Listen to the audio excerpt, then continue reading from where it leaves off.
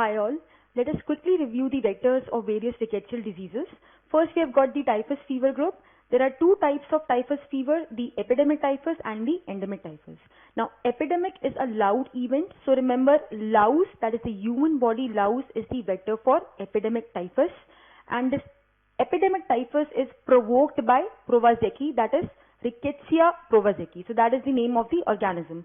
So the buzzwords when somebody asks you about epidemic typhus is louse and Prowazeki. Loud epidemic provoked by Prowazeki. Okay. Next we have got the endemic typhus, also known as murine typhus, which is caused by Rickettsia typhi. Another name is Rickettsial museri. Okay. Remember the word ment. The middle two alphabets, that is EN, should remind you of endemic typhus, and the letters M should remind you of museri, and the letter T should remind you of typhi. So ment. And the word murine typhus is another synonym for endemic typhus. Murine means relevant to or related to rodents or rats. So therefore the vector is rat flea. Next we have got the spotted fever group. This is the second group of rickettsial diseases. Now try to remember this table in this order only. There are 5 categories of spotted fevers. The topmost is Rocky Mountain Spotted Fever, that is RMSF, and the last one is Rickettsialpox. Now there's a reason why I have picked up red and green colors to highlight the R of RMSF and the R of Rickettsialpox.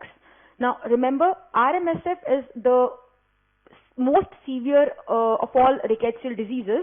Okay, it has got the lengthiest name, RMSF, Rocky Mountain Spotted Fever. So the lengthiest name wala has it tops in terms of severity also. Remember, it is extremely severe. Now extremely should remind you that in this case, in RMSF, the rash which the patient is going to have, the rash will first appear on the extremities and then it will spread to the center. In contrast to other rickettsial diseases where the rash is going to first make its appearance on the center of the body and then it will go to the periphery. Okay. So extremely severe say, you should recall extremities pe, the rash is going to be appearing first. Okay. Now the causative organism over here is Rickettsia rickettsii.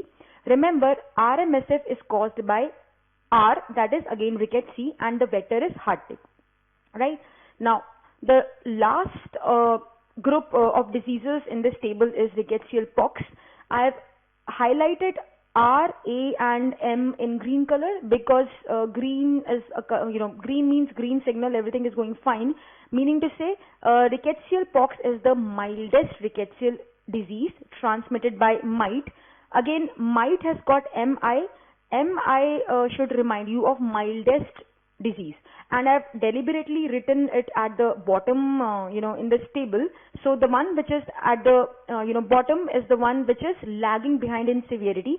So Rickettsialpox overall is the mildest rickettsial disease. Okay, again remember, RAM, Ram, Lord Ram, Bhagwan ki kripa, this is the mildest rickettsial disease. R for Rickettsialpox, A for Akari, that is the name of the species, and M for mite. Okay, so the top one and the last one are over.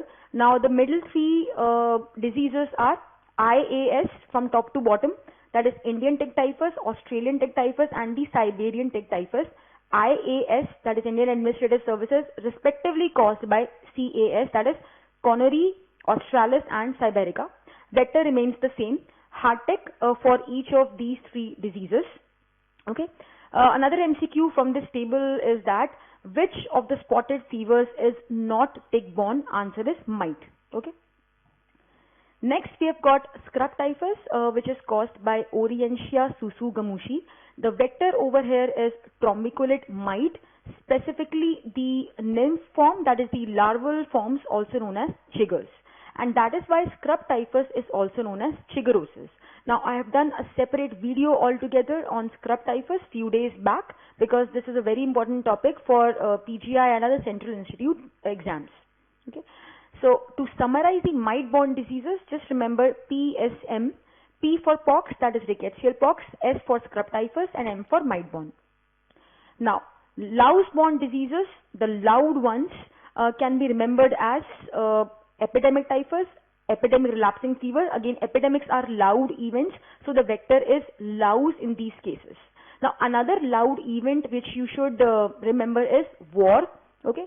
Now, war should remind you of trenches. Now, this is how a trench looks like. Now, you can see the soldiers hiding over here. Trenches were the areas dug into the ground during the times of wars where the soldiers used to hide. Okay, so war is a loud event, and war should remind you also of the term trench, which should remind you of trench fever, also known as 5-day fever. And because the fever is going to last for 5 days, the name of the causative organism was given as Bartonella quintana. The term quint means 5. Again, the vector over here is louse. Okay, I hope this video helps all of you. Thank you.